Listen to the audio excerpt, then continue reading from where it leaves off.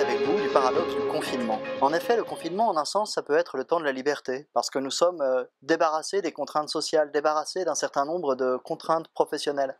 En un certain sens, donc, nous sommes libérés de tout un nombre de choses et nous pouvons reconquérir notre emploi du temps. Nous pouvons faire ce que nous voulons, ce que nous désirons. Alors immédiatement, la reconquête de son emploi du temps, on l'imagine à travers plein d'activités. Moi, par exemple, j'ai 2-3 bouquins en retard depuis 2 semaines.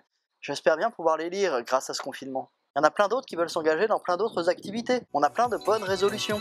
Chacun a son petit violon d'ingre.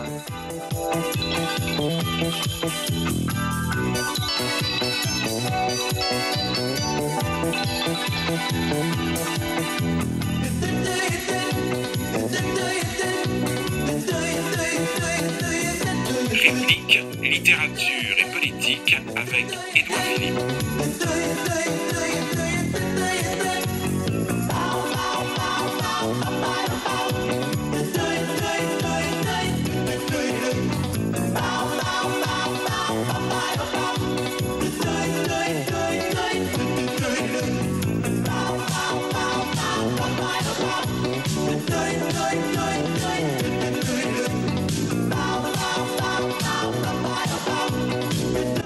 Autrement dit, le confinement apparaît très vite comme une opportunité d'agir pour soi-même et par soi-même. Une opportunité pour agir comme on le désire véritablement, un temps de liberté et de repos. Pourtant, très rapidement, quand on parle avec les uns les autres, le constat partagé, c'est qu'on se retrouve plutôt dans cette situation-là. No messages.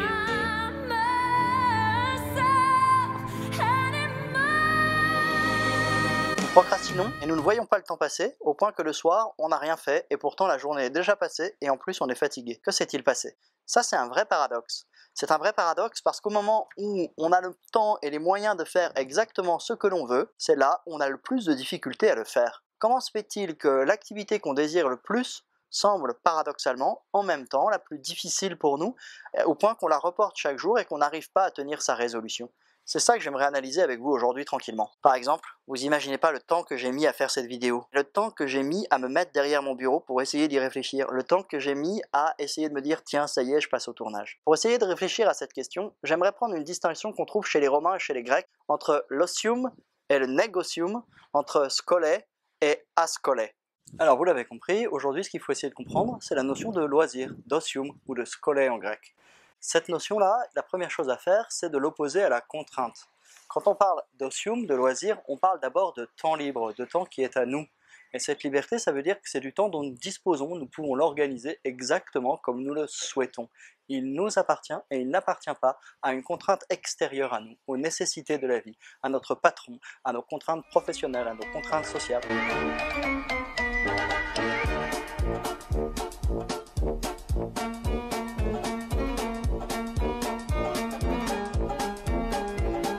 C'est nous et nous seuls qui décidons de ce que nous allons faire de ce temps. Première opposition donc, le loisir c'est la liberté contre la contrainte.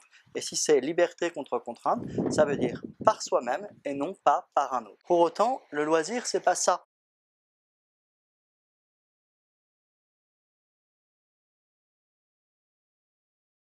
Il faut évidemment distinguer le loisir de l'oisiveté. Le loisir, ça n'est pas ne rien faire, c'est faire un autre type d'activité. C'est des activités, en fait, on pourrait dire, qui concernent plutôt ce que nous sommes profondément, c'est plutôt la question de cultiver notre jardin intérieur, c'est-à-dire notre vie spirituelle, culturelle, artistique, intellectuelle, sportive peut-être, bref, prendre soin de nous. Et ça, c'est très important de comprendre que ça nous appartient, mais que ce temps de loisir, ce n'est pas un temps de loisiveté.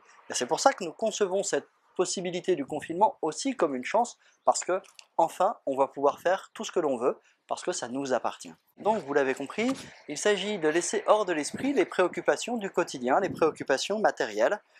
C'est ce qui a donné en grec skolé, le temps libre, ça a donné école.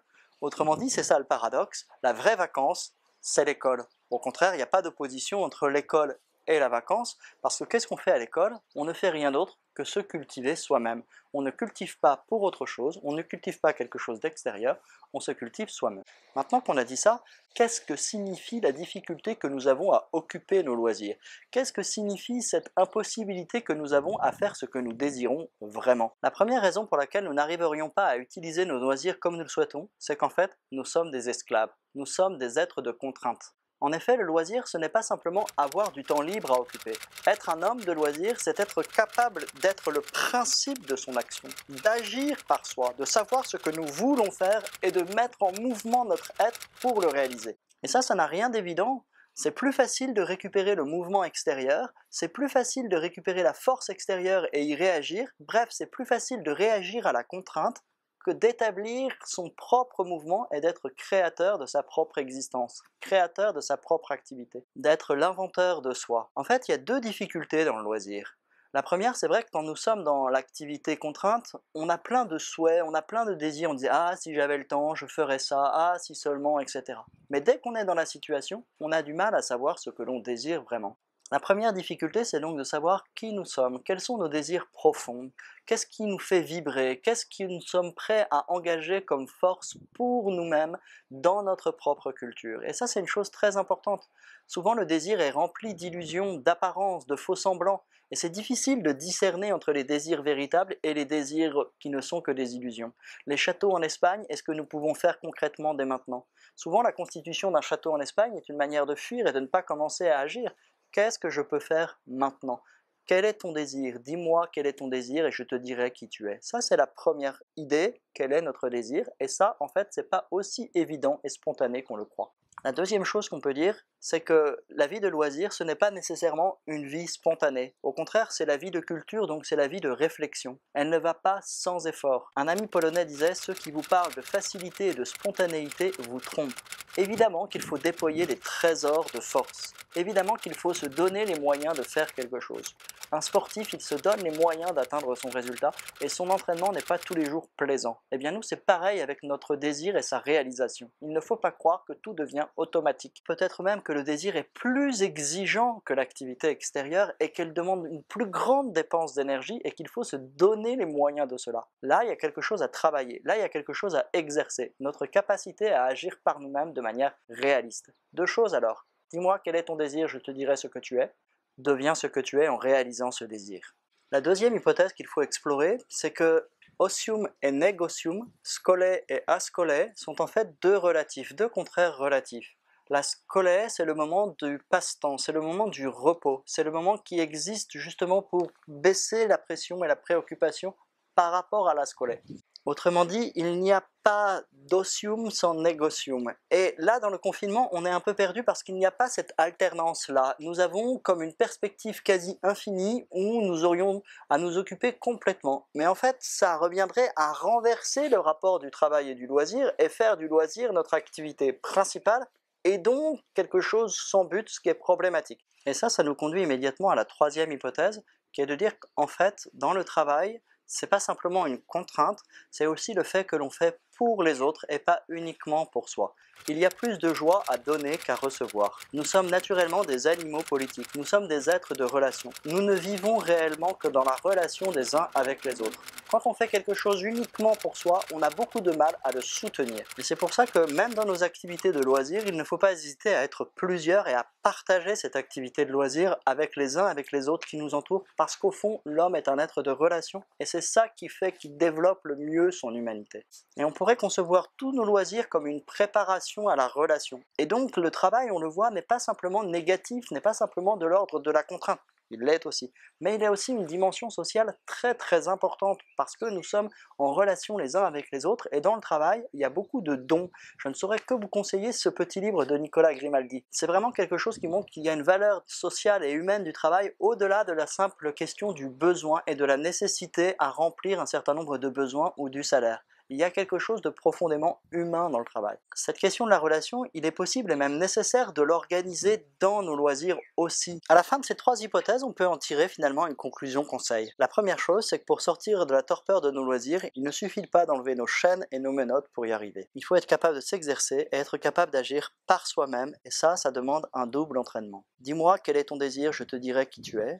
Deviens ce que tu es. Sculpte-toi toi-même. Au fond, nous devons découvrir notre désir profond pour le mettre à jour et ainsi le réaliser. La deuxième chose, quelle que soit l'activité, il a besoin de trouver un équilibre entre les différentes dimensions de son humanité. Et la troisième et dernière leçon, il y a plus de joie à donner qu'à recevoir. Quoi qu'il arrive, nos loisirs, c'est tellement plus simple quand on est plusieurs. C'est tellement plus simple quand on les met en relation les uns avec les autres. Pour finir, on peut terminer par une petite comparaison qui est proposée par Cicéron entre agriculture et culture. Dans les 2 cas, il s'agit de faire pousser un germe qui est déjà présent, lui faire donner toute sa force, toute sa puissance, qu'il se développe complètement. Mais il y a une double différence entre culture et agriculture.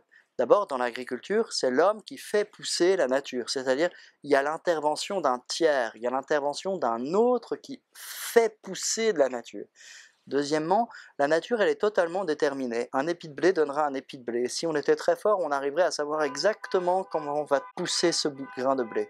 En revanche, l'être humain est libre, et c'est là aussi la difficulté, c'est là aussi peut-être l'angoisse de la liberté. Nous avons à choisir ce que nous allons devenir. Nous allons à choisir comment nous allons développer les qualités qui ont été mises en nous. Et ça dépend de nous. L'être humain participe pleinement de la construction de son identité et de son être, ce qui n'est pas le cas des autres êtres. Ça, c'est une grande responsabilité et en même temps une immense chance pour s'inventer soi-même. Bon courage, bon dimanche et donnez-moi des nouvelles. N'hésitez pas à vous abonner non plus.